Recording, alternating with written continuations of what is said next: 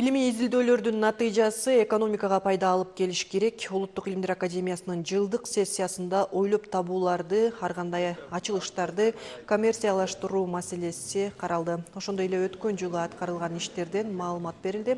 Анда мекеме мөңгү менен жер астындагы суулардын көлөмүн аныктоо, сейсмологиялык абалды изилдөө иштерин тынымсыз жүргүзүүдө башка жылдарга салыштырмалуу жакшы жыйынтыктарга жетишкен.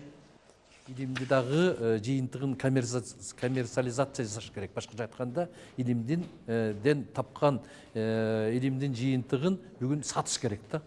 Рынок деген өзү ушундай экен да. Ошондуктан илимдин жыйынтыгы болуш үчүн тынбай, талыкпай иштеш керек да.